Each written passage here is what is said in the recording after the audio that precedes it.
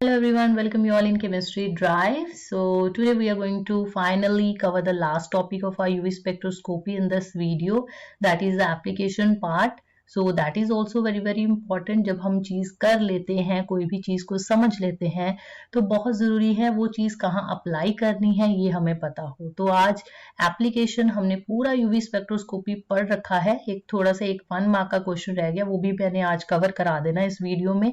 तो ऑलमोस्ट हमने ये यूवी स्पेक्ट्रोस्कोपी कवर कर ली है। सो हम अब इसका कंक्लूजन करेंगे कि हमने जो चीजें पढ़ी हैं वो हमें कहाँ कहाँ पे अप्लाई करनी है। सो हर स्पेक्ट्रोस्कोपी, चाहे वो मास है, आईआर है, कोई भी स्पेक्ट्रोस्कोपी आप पढ़ते हो, उसकी प्रैक्टिकल लाइफ में एप्लीकेशन में अपने स्टूडेंट्स को यही हमेशा सजेशन देती हूँ, जो चीज आप अपना टाइम डिवोट करके पढ़ते हो उसका आपको प्रैक्टिकली उसको अपनी लाइफ में कहाँ अप्लाई करना है वो आपको नॉलेज जरूर होनी चाहिए। सो सिर्फ किताबें मत पढ़िए, सिर्फ चीजों को रटिए मत, उसकी आप लोग कहाँ पे उसका यूज है उस चीज को भी जरूर समझें। तो आज एप्लीकेशंस तो करेंगे ही, तो चलिए पहले हम ये कवर कर लेते। कल मैंने आपको 2 क्वेश्चंस दिए थे, ठीक है, करने के लिए, डिपेंड जो भी हमने न्यूमेरिकल पार्ट कल सॉल्व किए थे उसके बेसिस पे। सो पहला ये न्यूमेरिकल था, तो इसमें आपको दिख ही रहा है यहाँ पे हमारे पास 6 मेंबर्ड रिंग है, ठीक है। हमारा जो C डबल बॉन्ड O है that is connected to the 6 membered ring. तो बेस वैल्यू रहेगी 215। Then you have to choose your system. तो मैंने यहाँ से सिस्टम अपना चूज कर लिया यहाँ पे। तो इसके साथ ही मैंने इसको मार्क कर देना है, द कार्बोनिल कार्बन के नेक्स्ट वाला अल्फा, ये बीटा, आगे जाने की जरूरत ही नहीं है बिकॉज यहाँ कोई भी डबल बॉन्ड आगे नहीं है, तो कॉन्जुगेटेड सिस्टम आपका यहीं तक रहेगा। तो यहाँ पे देखिए ये एक अल्फा वाला रेजिड्यू है, तो उसके लिए कॉन्ट्रीब्यूशन होती है 10 नैनोमीटर, और ये आपके बीटा की तो आगे रेजिड्यू, ठीक है, रिंग रेजिड्यू, तो ये आपके पास आएगी 2 × 12 दैट इज 24 नैनोमीटर। तो यहाँ पे टोटल कर लो, दैट इज 249 नैनोमीटर। तो ये इसका आंसर था। तो जिसने आई थिंक किया हुआ कमेंट, तो आंसर ऑलमोस्ट करेक्ट है, तो बाकी भी जरूर ट्राई करें। देन उसके बाद जो नेक्स्ट मैंने आपको दिया था वो ये वाला न्यूमेरिकल था। यहाँ पे भी देखिए आपका जो C डबल बॉन्ड हुआ that is attach to the 6 member ring. So basic value भी यहाँ रहेगी आपके पास 215 नैनोमीटर, 215 नैनोमीटर। एंड फिर उसके बाद आ गया हमारे पास सिस्टम चूज कर लेते हैं। तो ये हमारा बेसिक सिस्टम है, ठीक है, C double bond O and C double bond C, because we are doing the alpha beta unsaturated ketone. तो ये हमने मार्क कर लिया। तो अब ये देखिए हमारे C डबल बॉन्ड O और C डबल बॉन्ड C के अलावा एक यहाँ पे ये वाला बॉन्ड है that is extending the conjugation. So उसकी कॉन्ट्रीब्यूशन रहेगी 30 नैनोमीटर। और अगर आप देखोगे रिंग A है, ये B है, तो A को ये वाला बॉन्ड पड़ रहा है एक्सोसाइक्लिक, ठीक है, बाहर की तरफ C डबल बॉन्ड C। तो एक्सोसाइक्लिक बॉन्ड की जो कॉन्ट्रीब्यूशन होती है वो होती है 5 नैनोमीटर। एंड होम आपका जो C डबल बॉन्ड O वाला सिस्टम है उसके साथ एक ऐसी रिंग लगी है जहां पे 2 डबल बॉन्ड एक ही रिंग में पाए गए हैं। तो 1 homoannular diene component, very important, 39 nanometre. Ring residue देख लीजिए, ये है alpha, beta, gamma and delta. इसको जरूर मार्क करें क्योंकि मैंने देखा है कि अक्सर बच्चे गामा की वहां पे ऐड कर देते हैं, ठीक है, तो डेल्टा तक जा रहा है। तो ये अल्फा पे एक रेजिड्यू है तो 10 नैनोमीटर इसकी, और ये डेल्टा पे ये वाला रिंग रेजिड्यू है तो इसकी 18 नैनोमीटर कंट्रीब्यूशन। और ये टोटल हो गया आपके पास 317 नैनोमीटर। एक बार जरूर कैलकुलेशन जो है लैम्डा मैक्स की ये जो आई है इसको चेक कर लेना, ठीक है, कैलकुलेशन पार्ट। सो ये दो न्यूमेरिकल्स थे। अब आते हैं नेक्स्ट जो एक 1 मार्क का क्वेश्चन था। तो एक है लीनियरली कॉन्जुगेटेड सिस्टम, एक होता है cross conjugated system. Linearly conjugated system वो होता है जब आपके जैसे ये डबल बॉन्ड है, ये देखिए C double bond O and C double bond C, they are lying only on one side of the keto group. आप ये डेफिनेशन यहाँ से पढ़ सकते हैं। लीनियरली कॉन्जुगेटेड मतलब वो साइड बाय साइड, जैसे ये देखिए एक ही साइड पे ये लाई कर रहे हैं, ये देखिए इसी तरफ को फ्लो जा रहा है। यहाँ आप अगर मानोगे तो यहाँ इस साइड को ले लो, तो एक ही साइड को जब आपके कीटो और C double bond O and C double bond C आपके पढ़ते हैं तो उसको बोलते हैं लीनियरली कॉन्जुगेटेड सिस्टम। बस आपको इतना याद रखना है, ये एग्जांपल नोट कर लीजिएगा। क्रॉस कॉन्जुगेटेड का मतलब होता है जैसे ये देखिए C डबल बॉन्ड O है, इसके इस साइड भी एक C डबल बॉन्ड C दिख रहा है आपको और एक इस साइड भी C डबल बॉन्ड C दिख रहा है। तो यानी कि जो दोनों साइड्स हैं आपके कीटोनिक ग्रुप की, उसके दोनों साइड आपके पास एक कॉन्जुगेटेड सिस्टम है। ये देखिए, ये भी कॉन्जुगेशन में आ सकता है, इसी तरह ये भी कॉन्जुगेशन में जा सकता है। इसको बोलते हैं क्रॉस कॉन्जुगेटेड सिस्टम। अब जहां पे क्रॉस कॉन्जुगेटेड सिस्टम का कंसेप्ट आता है, ये सिर्फ उसके लिए, क्योंकि आप अगर नेटगेट में जाते हो अक्सर कई बार ऐसी एग्जांपल्स आ जाती है तो आप कंफ्यूज हो जाते हो कि मैं इस साइड को चूज करूं सिस्टम की, इस साइड को सिस्टम चूज करूं। तो ये उनके लिए जिन्होंने मोस्टली नेटगेट के एग्जाम्स वगैरह में बैठना है। तो यहाँ पे देखिए, जैसे ये 2 एग्जाम्पल्स मार्क की गई हैं, तो हमने क्या करना होता है, वो वाली सिस्टम को चूज करना है। जैसे सपोज ये थर्ड है, एग्जाम्पल को फोकस करिए, दोनों तरफ है, हम इसको इस तरह कट लगा लेते हैं, यानी कि इस साइड को सिस्टम जा रहा है पूरा, ठीक है, यहां से इस साइड को, एक पूरा उस साइड को। तो दोनों तरफ हम क्या करते हैं, लैम्डा मैक्स की वैल्यू को कैलकुलेट कर लेते हैं। तो ये देखिए, यहाँ पे मैंने कैलकुलेट कर रखी है कि इसकी तरफ ये वाला एक क्रोमोफोर आ रहा है, C double bond O C double bond C वाला, ठीक है। तो इसके लिए अगर हम इस साइड को जाए, ए वाली साइड को, ये है ए वाली साइड, ये वाली इस साइड को, तो ये देखिए base value is 215 because two C double bond O 6 membered ring is attach, और इसके साथ वाला कार्बन अल्फा और ये है बीटा, और सिर्फ एक बीटा रेजिड्यू पड़ रहा है यहाँ पे, तो वो वैल्यू 12 नैनोमीटर ऐड कर ली, और ये आ गया लैम्डा मैक्स आपका 227 नैनोमीटर। अब यही अगर आप बी इस साइड को सिस्टम को आप लेके चलते हो, अल्फा बीटा, तो अगर आप देखोगे बीटा पे यहाँ 2 रिंग रेजिड्यू पड़ रहा है। इस चीज को आप खुद कॉपी पे ड्रॉ करके दोनों तरफ को सिस्टम को कंसीडर करो और आप लोग उसकी लैम्डा मैक्स की वैल्यू कैलकुलेट करो। तो जब हमने ये वैल्यू कैलकुलेट की, ठीक है, यही नहीं, इसके लिए एक आपके पास जो है एक्सोसाइक्लिक बॉन्ड भी पड़ रहा है। तो आप लोग देखोगे कि जो वैल्यू आ रही है हमारे पास, that comes out to be 244 nanometer. तो ऑब्वियसली हम उस साइड को सिस्टम चूज करेंगे जहां पे मेरे पास लैम्डा मैक्स की, यहाँ पे मेरे पास बैथोक्रोमिक शिफ्ट है, बिकॉज उसकी मेरे पास इंटेंसिटी ज्यादा आएगी, ठीक है। मैंने बताया था कि बैथोक्रोमिक शिफ्ट जो होती है it is always followed by the increase in intensity, तो हम वही सिस्टम उस साइड को चूज करेंगे। इसी तरह ये वाले फोर्थ की एग्जांपल देख लीजिए। सो हमारे पास जो ट्राइनोन है, सो ट्राइनोन में देखिए ये कैलकुलेट की है, इसको आप नोट कर सकते हो, क्रोमोफोर ए के लिए, मतलब आपके पास इस साइड को सिस्टम चूज किया है। तो these are the value, base value है, और यहाँ पे देखिए अल्फा बीटा, तो बीटा पे ये 2 रिंग रेजिड्यू आ रहे हैं, उसकी वैल्यू लिखी है। और इस रिंग को अगर आप इस साइड पे जाते हो, इसको एक एक्सोसाइक्लिक डबल बॉन्ड है, तो 5 नैनोमीटर, तो ये वैल्यू कैलकुलेट की है। इसी तरह आप लोग करना बीटा, मतलब इस साइड को सिस्टम चूज करके, तो वैल्यूज कैलकुलेट करना, that comes out to be 324। So that's why we will prefer to choose the chromophore B. तो हम उसी सिस्टम को चूज करेंगे जहां पे हमारे पास क्या है कि जो लैम्डा मैक्स की वैल्यू है वो हाई आएगी। सिर्फ डाइनोन या ट्राइनोन में ही आपको देखने को मिलेगा, तो अदरवाइज तो जो बीएससी लेवल के स्टूडेंट्स हैं, आपको जैसा मैंने न्यूमेरिकल्स ऊपर करवाए थे कल वाली वीडियो में, तो अक्सर वही आपको आते हैं, वैसे ही न्यूमेरिकल्स आएंगे। तो नेक्स्ट आता है हमारे पास applications of UV spectroscopy. So there are the number of applications. So first is the detection of functional group. So आप लोग जो भी सिस्टम कंसीडर कर रहे हो, कोई भी एग्जांपल है, जैसे फॉर एग्जांपल आपके पास है इथीन का सिस्टम है, C डबल बॉन्ड C, या सिंपल आपके पास ऑर्गेनिक कंपाउंड है, कोई भी ऑर्गेनिक कंपाउंड है, वो कभी भी ऑर्गेनिक कंपाउंड याद रखिएगा, वो 200 नैनोमीटर से अबव कोई एब्जॉर्प्शन शो नहीं करता until and unless it is conjugated, it is attached with some chromophore, ठीक है।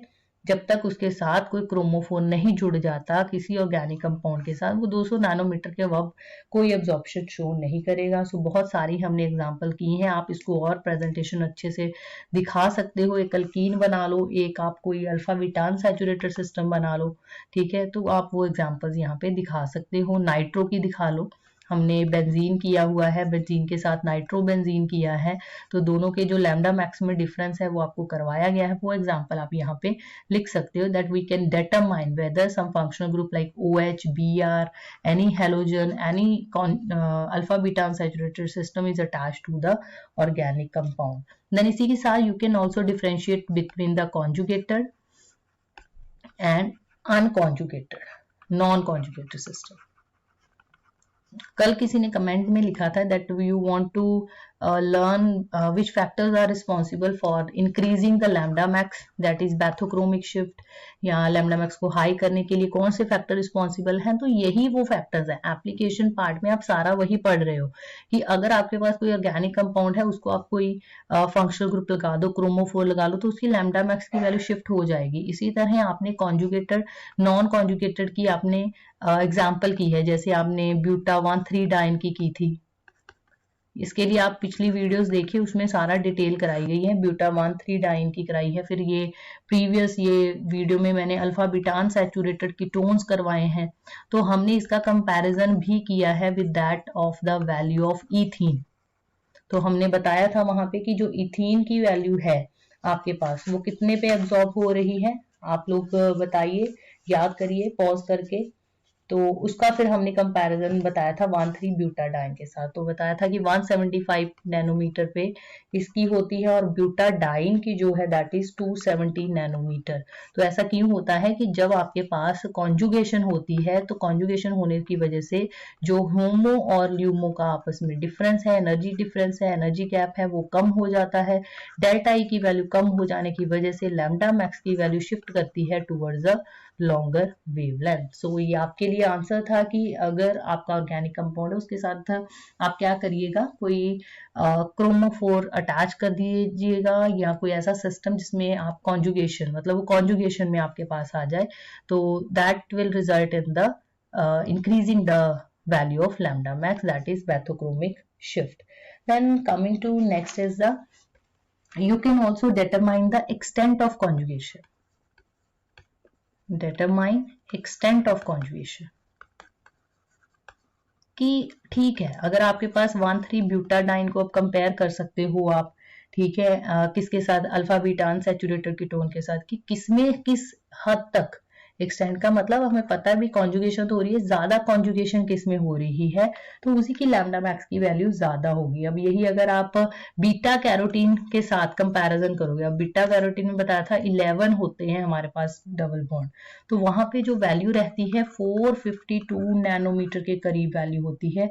ठीक है, दो एब्जॉर्प्शन होती है, 452 पे होती है, जिसमें ई की वैल्यू रहती है आपके पास 1,22,000 नियर अबाउट, और एक आप इसका बैंड शो होता है एट 478 नैनोमीटर। बीटा कैरोटीन के इसकी वैल्यू होती है 13900। ठीक है, तो यही अगर आप लाइकोपीन की देखोगे, सो लाइकोपीन जो होता है compound that is partially responsible for the red colour in tomatoes, ये मैंने बताया था ये कैरेट में होता है, तो वो लाइकोपीन जो होता है वो किस में होता है, टोमेटो में, लाइकोपीन।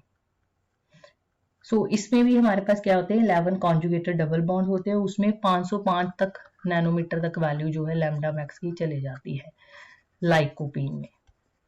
तो यानी जितने ज्यादा डबल बॉन्ड आपके कॉन्जुगेशन में होगी, उतनी ज्यादा एक्सटेंट ऑफ कॉन्जुगेशन होगी, और उतनी वैल्यू लैम्डा मैक्स की ज्यादा होगी। अब इन्हीं चीजों को आप कंपेयर कर लो, ये देख लो ब्यूटाडाइन में तो 2 डबल बॉन्ड है ना कॉन्जुगेशन में, तो 217 वैल्यू है, कहाँ 452, कहाँ 505। So you can compare any one example with the above, जैसे बीटा कैरोटीन की कर लो, क्योंकि पहले भी हमने की हुई है ये। Then you can also detection of impurities. Detection of impurities, अब मैंने बताया था कि हम ज्यादातर जो है वो इथेनॉल ही यूज करते हैं, बेंजीन नहीं। अगर उसमें इम्प्योरिटी है तो वो हमारे यूवी स्पेक्ट्रोस्कोपी का जो स्पेक्ट्रा होता है उसके साथ इंटरफेयर करेगा। तो इथेनॉल जो है जनरली जो इंटरनल यूज के लिए जब हम बनाते हैं, तो that should be free from benzene. So it is mostly जो इथेनॉल है, कमर्शियल इथेनॉल या जो रेक्टिफाइड स्पिरिट होती है, उसकी जो एजियोट्रॉपिक डिस्टिलेशन करते हैं you by using with benzene by using Dean Stark apparatus, तो उससे ये बनाते हैं एब्सोल्यूट या एनहाइड्रस जो हमारा इथेनॉल होता है। तो अब अगर उसमें थोड़े से भी ट्रेसेस रह जाएं बेंजीन के, तो आप उसका क्या करोगे, यूवी स्पेक्ट्रा आप ले लोगे। तो अगर तो आपके पास 254 नैनोमीटर पे कोई पीक आपको दिखाई दे रही है, इसका मतलब उसमें अभी भी बेंजीन के ट्रेसेस हैं। ठीक है, जो आप एब्सोल्यूट इथेनॉल बनाने की कोशिश कर रहे थे, जो एनहाइड्रस इथेनॉल बनाने की कोशिश कर रहे थे by using the Dean Stark apparatus, तो वहां पे थोड़ा सा बेंजीन अभी रह गया है, तो that will interfere with the spectra. Otherwise ethanol जो है वो तो आपको पता है कि that it is transparent at this wavelength. Then coming to next is quantitative analysis. Quantitative analysis कर सकते हो कंपाउंड का. क्वांटिटेटिव एनालिसिस का मतलब हो गया quantity, means you can find out the concentration of the particular compound. अगर आपके पास मिक्सचर है तो उसमें अगर आपको ए बी का मिक्सचर है, उसमें आपको पता लगाना कि मेरा ए कंपाउंड कितना है, तो उसका आप यूवी स्पेक्ट्रोस्कोपी की हेल्प से आप क्वांटिटेटिव एनालिसिस कर सकते हो by applying the beer-Lambert's law. तो किस तरह से ये चीज आप अप्लाई करोगे, जैसे फॉर एग्जाम्पल आपके पास एंथ्रासीन एंड नैप्थलीन का मिक्सचर है, ठीक है. तो एंथ्रासीन जो है that give absorption at 375 nanometre पे. इसकी लैम्डा मैक्स की जो अकेले की अगर हम लें तो ये अपनी लैम्डा मैक्स यहाँ पे शो करता है, जबकि जो नैप्थलीन है इसकी जो फर्स्ट एब्जॉर्प्शन बैंड जो होता है ये 275 नैनोमीटर पे नियर अबाउट. फॉर कॉरस्पॉन्डिंग जो लोग ई की वैल्यू है 3.75 है, और जो इसका नेक्स्ट जो वैल्यू रहती है that is 312 nanometre. Corresponding log e is 2.40. तो अगर आपके पास ये मिक्सचर है, इसको आप एक पर्टिकुलर सॉल्वेंट में that is your let it ethanol में आपने इसको डिसॉल्व कर लेना है, ठीक है. फिर इसके कॉरस्पॉन्डिंग जब आप यूवी स्पेक्ट्रोस्कोपी आप करोगे इसका एनालिसिस, तो आपके पास जो स्पेक्ट्रा आएगा उसमें आपने लैम्डा मैक्स पे 375 पे फोकस करना है. उसके कॉरस्पॉन्डिंग आपके पास जो भी एब्जॉर्बेंस की वैल्यू होगी, पता ना लैम्डा मैक्स एब्जॉर्बेंस वर्सेस आप लैम्डा मैक्स जो है उसको प्लॉट करते हो. मैंने आपको आई थिंक जब हमने प्रैक्टिकल उसका देखा था कि कैसे वर्क करता है आपका स्पेक्ट्रोमीटर जो है यूवी स्पेक्ट्रोमीटर, तो वहां पे मैंने ये चीज आपको दिखाई थी. तो एब्जॉर्बेंस आपने नोट कर लेनी है. सो फिर उसके बाद once you get the absorbance then you have to apply your law that is A is equal to ECL. so आपके पास पाथ लेंथ भी होती है, कॉरस्पॉन्डिंग E की वैल्यू आपके पास आ जाती है, और आप वहां से कंसंट्रेशन, अब ये किसकी वैल्यू आएगी, कंसंट्रेशन ऑफ एंथ्रासीन. तो आप वहां से एंथ्रासीन की कंसंट्रेशन पता कर सकते. तो इस तरह आप बीयर-लैम्बर्ट्स लॉ लगाकर किसी भी जो है कंसंट्रेशन ऑफ प्योर कंपाउंड आप पता कर सकते हो from that of the mixture कि इस अकेले की क्या रहेगी concentration. Clear? Then next is the sixth one. You can also determine. हम अब यहाँ पे आप वो सारा मतलब लिख सकते हो एग्जाम्पल सॉल्वेंट इफेक्ट वाली. Determine the strength of hydrogen bond. So no need to revise things again and again. जो आप पिछली वीडियोस में जैसे पढ़ रखा है तो वो इसके उसी के हेडिंग्स बना रखे हैं हमने. तो determine the strength of hydrogen bonding. अब ये भी एक फैक्टर ही तो है जो आपने पूछा था क्वेश्चन पैथोक्रोमिक शिफ्ट के लिए. तो पैथोक्रोमिक शिफ्ट के लिए क्या करते हैं हम अपनी पोलैरिटी चेंज करते हैं सॉल्वेंट की.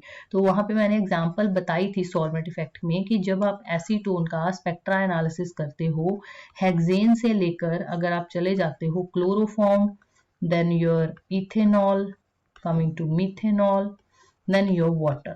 So what is the effect is that जैसे हेक्सेन में उसकी वैल्यू आई 279, then 277, 272 nanometre, 270 nanometre, and finally the value in water is 264 nanometre. ऐसा क्यों होता है?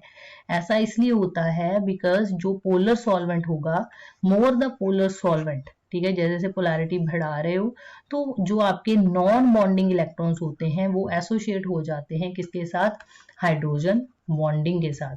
जब हाइड्रोजन बॉन्डिंग में इन्वॉल्व हो जाते हैं तो मतलब उसकी तो हाइड्रोजन बॉन्डिंग में इन्वॉल्व हुई, उसको क्या पड़ी है कि मैं ट्रांजिशन करूं, why should I go to the next level, ठीक है. तो वो N2 पाई स्टार ट्रांजिशन का जो गैप होता है वहां पे डेल्टा ई की वैल्यू जो है वो बढ़ जाती है, जिसकी वजह से लैम्डा मैक्स जो है वो शिफ्ट करता है टुवर्ड द शॉर्टर वेवलेंथ, ठीक है. तो अगर आपको अब यानी चाहिए लॉन्गर वेवलेंथ तो आप पोलैरिटी कम रखोगे अपने कंपाउंड की, अगर उसमें नॉन बॉन्डिंग इलेक्ट्रॉन है तो, ठीक है जी. सपोज आपका मतलब आंसर आपको मिल गया होगा इस चीज का, factor affecting the bathochromic shift and your this blue shift, right.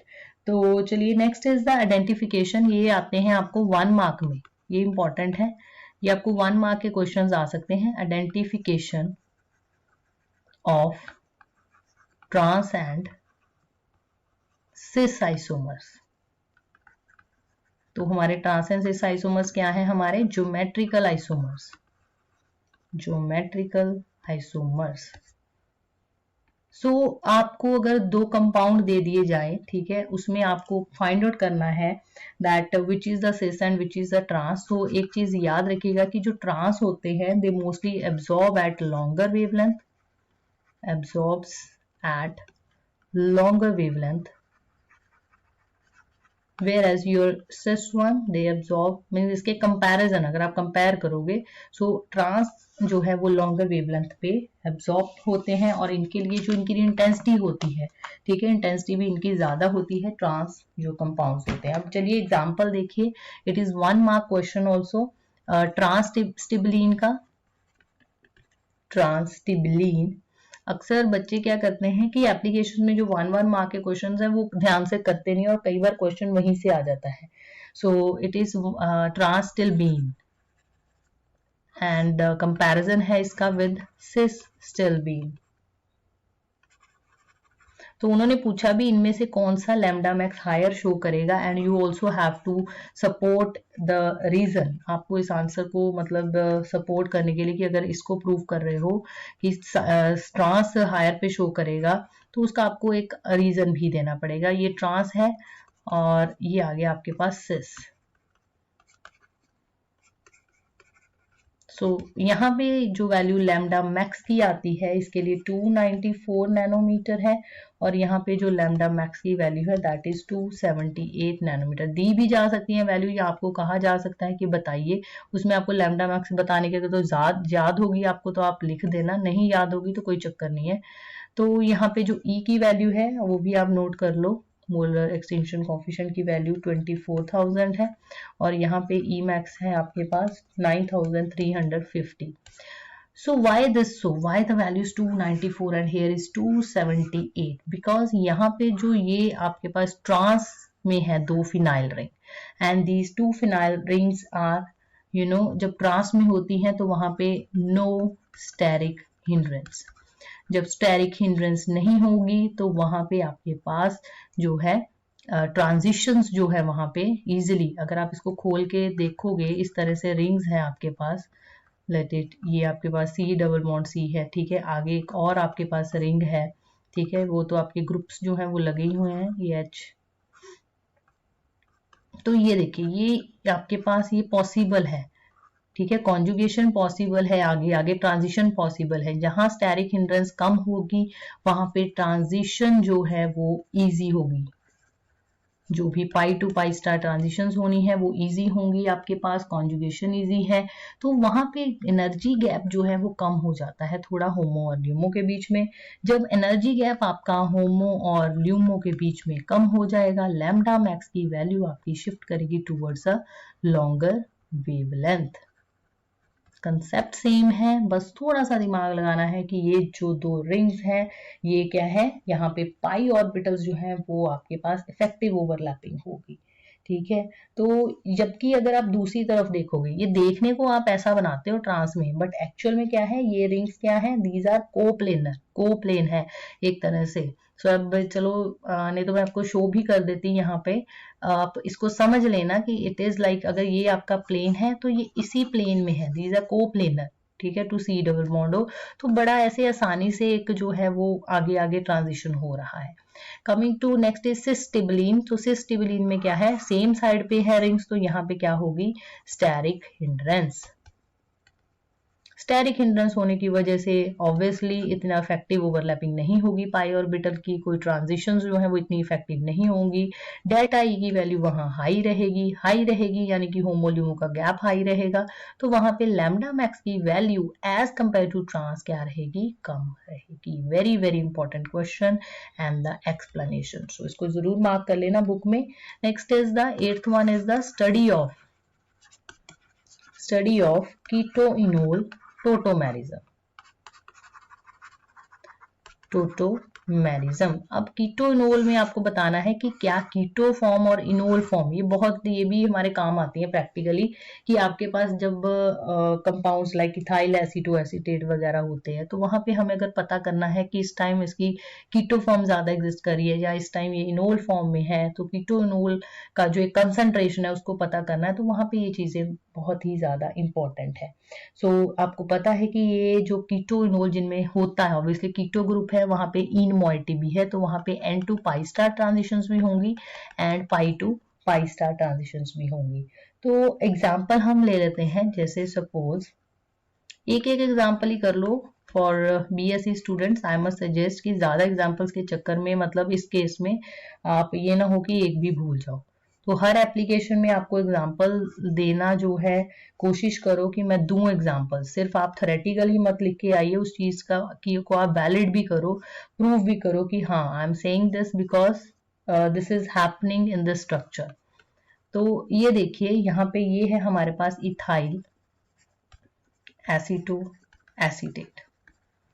तो इथाइल एसीटो एसीटेट की ये दोनों आपको दिख ही रहे हैं, कीटो फॉर्म है ये, ठीक है। और इसकी जो लैम्डा मैक्स की वैल्यू आती है 275 नैनोमीटर आती है, ठीक है। जबकि of ethyl acetoacetate, the value of lambda max is 245, but the Emax is 18,000 as compared to the Emax in case of your keto form is 20. तो यहाँ पे क्यों ऐसा हुआ है? Because in case of ethyl acetoacetate यहाँ पे जो नॉन बॉन्डिंग इलेक्ट्रॉन थे आपके पास ऑक्सीजन के, वो तो इन्वॉल्व हो गए हाइड्रोजन बॉन्डिंग में। One of the when you know that alpha carbon के जो अल्फा हाइड्रोजन होते हैं वेरी एसिडिक इन नेचर, और ये क्या करते हैं, they get transfer to one of the heteroatom, और उसी की वजह से आपकी इनोल फॉर्म बनती है। तो यहाँ पे ये तो हो गए सारे involve in the intramolecular hydrogen bonding. तो जितनी इंट्रामोलिकुलर हाइड्रोजन बॉन्डिंग होगी उतनी इतनी इफेक्टिव जो है, वहां पे थोड़ी आपको एनर्जी जो है ज्यादा लगानी पड़ रही है for the N to pi star transition, because non bonding मान नहीं रहे इलेक्ट्रॉन। वो कहते हैं मैंने तो हाइड्रोजन बॉन्डिंग में इन्वॉल्व होना है, मैंने ट्रांजिशन नहीं करनी। तो वहां आपको धक्का करना पड़ेगा, आपको एनर्जी और लगानी पड़ेगी, और एनर्जी दोगे तो वहां पे होमोल्यूमो का गैप बढ़ रहा है। होमोल्यूमो गैप बढ़ा तो लैम्डा मैक्स की वैल्यू कम होगी, that's why the value here is 275 and here is 245। But one thing you should know that the value of intensity is quite low for your keto form. So that means जो आपके पास transitions, तब भी मैंने कहा है कि जरूरी नहीं, फॉरबिडन का मतलब भी ये नहीं होता कि वो नहीं होती, ट्रांजिशंस होती हैं, बट कुछ के बैंड्स वीक आते हैं, कुछ के बैंड स्ट्रॉन्ग आते हैं। सो इसका जो बैंड रहेगा यहाँ पे, इसकी इंटेंसिटी काफी वीक होती है और इसकी इंटेंसिटी जो है वो ज्यादा होती है। अब नेक्स्ट जो इसी का कंसेप्ट उठाते हैं, इसी पे अप्लाई होगा चिलेशन। अब ऐसी चीजें क्यों होती हैं? बिकॉज जब हम यूज करते हैं पोलर सॉल्वेंट, जैसे वाटर हो गया, इथेनॉल हो गया, तो आपको लग रहा है कि क्या ये कुछ अपना रोल प्ले करेंगे यहाँ पे, क्या इनका कुछ इफेक्ट होगा? तो yes, so we have the word chelation in this case. So chelation का मतलब क्या है कि जो आपके पास सॉल्वेंट, अगर आप पोलर सॉल्वेंट यूज कर रहे हो तो वो क्या करता है, दैट गेट्स इन्वॉल्व। जैसे आपने वाटर डाल दिया या आपने इथेनॉल डाल दिया सपोज, तो वो किसके साथ एसोसिएट हो जाएगा? वो हो जाएगा associate in the inter molecular hydrogen bonding.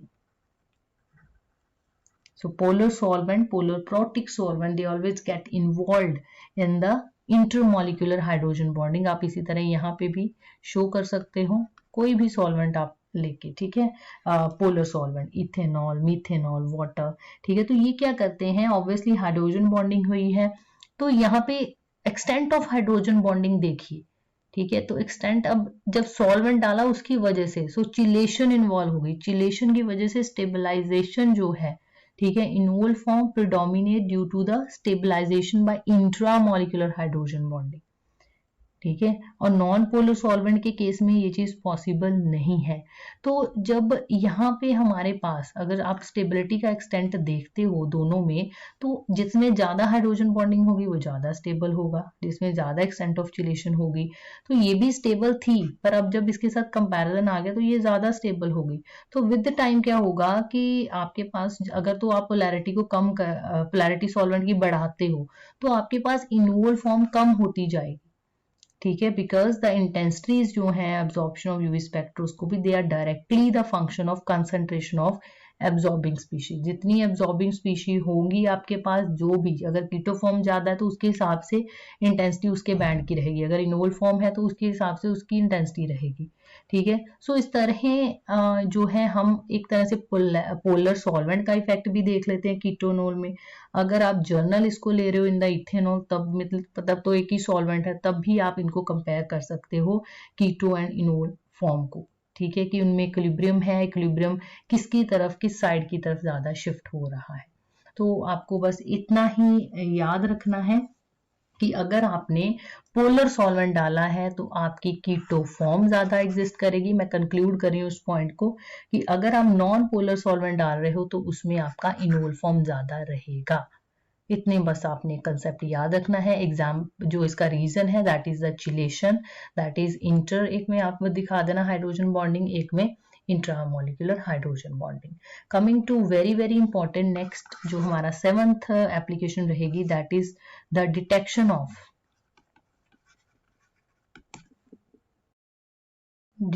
Of formation of. कई बार 1 मार्क में पूछ लेते कि चार्ज ट्रांसफर कॉम्प्लेक्स क्या है। सो बीएससी लेवल पे तो इतनी डिटेल नहीं है, बट मास्टर्स में आपको डिटेल होगी, या जो पीएचडी वगैरह करते हैं रिसर्च वगैरह तो उनको ज़्यादा इनके बारे में नॉलेज होती है। सो मैं थोड़ा सा ही बताऊंगी इसका कि जो चार्ज ट्रांसफर कॉम्प्लेक्स है, सीटी भी लिख देते हैं कई बार हम इनको, एक तरह से क्या है, these are the electrode donor acceptor. Electron donor acceptor complex होता है जिसमें एक देने वाला होता है और एक लेने वाला होता है, एक एसोसिएशन होती है। ठीक है, जैसे हम कम्प्लेक्स फॉर्मेशन करते हैं इन इनऑर्गेनिक मेटल लिगेंड, है ना, तो एसोसिएशन हो जाती है तो बड़ी स्टेबिलिटी आ जाती है ना चीज में। तो इसी तरह यहाँ पे भी क्या होता है, हमारे पास एक इलेक्ट्रॉन जो है रिच डोनर रहते हैं। ठीक है, ऑर्गेनिक कंपाउंड, क्योंकि हमने ऑर्गेनिक कंपाउंड्स की बात करनी है, सो मोस्टली हमारे पास जो मेसिटाइलिन हो गया, आप ये नोट कर सकते हो, या एरोमेटिक हाइड्रोकार्बन्स हो गए, हाइड्रोकार्बन्स। सो आपको नाम तो पता होगा, जैसे नैप्थलीन, एंथ्रासीन। ठीक है, सो फिनोल्स हो गए, एरोमेटिक अमीन्स हो गए। So they are the well known जो है, ये हमारे पास डोनर रहते हैं। जबकि जो हमारे पास इलेक्ट्रॉन जो है sufficient deficient, electron deficient species रहेगी that is acting as a acceptor. ठीक है, इलेक्ट्रॉन रिच डोनर की तरह, इलेक्ट्रॉन डेफिशिएंट हमेशा एक्सेप्टर की तरह एक्ट करता है। तो जैसे पिक्रिक एसिड हो गया, TCNE हो गया, TCNE means tetra cyano ethylene, लिख लो इसका full form, tetra cyano ethylene. So कुछ नहीं है, बस एसोसिएशन होगी दो के बीच में। सो एसोसिएट जब हो जाते हैं ये, तो एक डोनर जो है वो अपने इलेक्ट्रॉन्स ट्रांसफर करता है टू द एक्सेप्टर, तो हमारे पास नए मॉलिक्यूलर ऑर्बिटल्स बनते हैं, नई ट्रांजिशंस होती हैं। सो जिसकी वजह से नए एब्जॉर्प्शन बैंड्स हमारे पास आते हैं, जो हमारे पास अकेले जो इनके एब्जॉर्प्शन बैंड है उसके कंपैरिजन में कुछ एडिशनल एब्जॉर्प्शन बैंड आ जाते हैं। सो इसी को बोलते हैं चार्ज ट्रांसफर कॉम्प्लेक्स। जैसे एग्जांपल आप देख सकते हो, आयोडीन हो गया, आयोडीन जब बेंजीन के साथ एसोसिएट हो जाएगा तो ये क्या करता है, एक ब्राउन चार्ज ट्रांसफर कॉम्प्लेक्स बनाता है। चार्ज ट्रांसफर कॉम्प्लेक्स फॉर्मेशन होती है जो कि एब्जॉर्प्शन शो करता है, एब्जॉर्ब्स स्ट्रांगली एट 290 नैनोमीटर। तो इसकी काफी ज्यादा बढ़िया वाली इंटेंसिटी होती है, दैट इज नियर अबाउट 15,000। जबकि अकेला जो बेंजीन है वो 254 नैनोमीटर पे शो करता है एब्जॉर्प्शन, और जो आयोडीन है वो वैसे शो करता है विजिबल रीजन में 500 नैनोमीटर पे। ठीक है, तो जबकि जब इनको हम मिला देते हैं, जो कम्प्लेक्स है, ठीक है, वो इतने पे शो करता है 290 पर, इंटेंसिटी काफी बढ़िया वाली होती है, जो काफी अच्छा है। इसी तरह TCNE जो टेट्रासाइनो इथाइलिन है, ठीक है, वो भी जब क्लोरोफॉर्म सोल्यूशन में आप इसको लेते हो ऑफ एनोलिन, TCNE को आप ले रहे हो chloroform solution, means this is your solvent of aniline, तो हमारे पास एक ब्लू कलर्ड, ये क्या बनाता है, वो ब्राउन कलर बना रहा था, ये बनाता है blue charge transfer complex, charge transfer complex. ठीक है, और ये जो है एब्जॉर्प्शन शो करता है स्ट्रांगली एट 610 नैनोमीटर पे, 610 नैनोमीटर पे ये एब्जॉर्प्शन शो करता है, जबकि एनालीन जो है अकेला जो एब्जॉर्प्शन शो करता है 280 नैनोमीटर पे इन द विजिबल रीजन, और जो TCNE है that is at the 300 nanometre.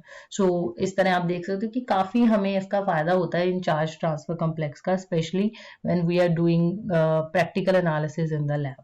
Coming to the last second जो हमारी एप्लीकेशन है that is study of hindered rotations. जैसे ज्योमेट्रिकल आइसोमेरिज्म्स वगैरह आप स्टडी करते हो तो आप कन्फर्मेशनल एनालिसिस का भी स्टडी कर सकते हो, कन्फर्मेशनल एनालिसिस। सो कन्फर्मेशनल एनालिसिस को आप लेके चलिए, जैसे बाइफिनाइल्स हो गए हमारे। बाइफिनाइल्स जब दो रिंग्स एसोसिएट होती हैं, तो जैसे फॉर एग्जांपल ये मेरे पास रिंग है, कई बार ऐसे ना डार्क किया होता है एक साइड पे इस तरह, इसका मतलब होता है दोनों एक प्लेन में नहीं है। ठीक है, ये है। इसके लिए लैम्डा मैक्स की वैल्यू रहती है 250 नैनोमीटर और ई मैक्स की वैल्यू है 19,000 के करीब। तो यहाँ पे ये बताया हुआ है कि दो जो ये रिंग्स हैं, ये भी 1 मार्क क्वेश्चन है आपका कि वाई फिनाइल्स जो हैं, वाई इनकी लैम्डा मैक्स की वैल्यू 250 क्यों होती है? बिकॉज ये जो दो रिंग्स हैं ये एक ही प्लेन में नहीं है। इस तरह अगर ये प्लेन है, ठीक है, दोनों रिंग्स एक ही प्लेन में नहीं है, याद रखिएगा। इसमें से जो है if large group are present at ortho, इसी के अलावा, ठीक है, अगर आप यहाँ कोई एक ग्रुप भी लगा दोगे, ठीक है, फर्दर इसकी कोप्लेनैरिटी जो है वो कम हो जाएगी। फॉर एग्जांपल अगर मैं यहाँ चलो एक ग्रुप भी लगा देती हूँ, सपोज यहाँ मैंने CH3 लगा दिया, ठीक है, ऑर्थो पोजीशन पे, तो ये तो पहले कोप्लेनर नहीं था, ऊपर से एक तुमने ग्रुप लगा दिया, इसकी कोप्लेनैरिटी जो है वो और भी ज्यादा जो है डिस्टर्ब हो गई, तो जिसकी वजह से जो एक्सटेंट ऑफ इसमें पाई ओवरलैपिंग होगी वो और भी ज्यादा कम हो जाएगी। Extent of pi overlapping, because जैसा मैंने बताया कि कोप्लेनर रिंग्स में पाई ट्रांजिशंस काफी अच्छी तरह से होती है। जब अच्छी तरह से हो जाती हैं ट्रांजिशंस, तो वहां पे हमारे पास क्या होता है कि डेल्टा ई की वैल्यू, होमोल्यूमो का गैप कम हो जाएगा और लैम्डा मैक्स की वैल्यू जो है वो बढ़ जाएगी। पर यहाँ उल्ट है, अगर ओवरलैपिंग नहीं हो रही, बढ़िया से नहीं हो रही, तो वहां पे हमारे पास लैम्डा जो है, हमारे पास द वैल्यू ऑफ लैम्डा ई वहां पे बढ़ जाएगी। ठीक है, बहुत एनर्जी देनी पड़ेगी आपको अगर आप होमो से ल्यूमो में ट्रांजिशन करना चाहते हो, तो जिसकी वजह से इनकी जो लैम्डा मैक्स की वैल्यू है that shift toward the lower wavelength.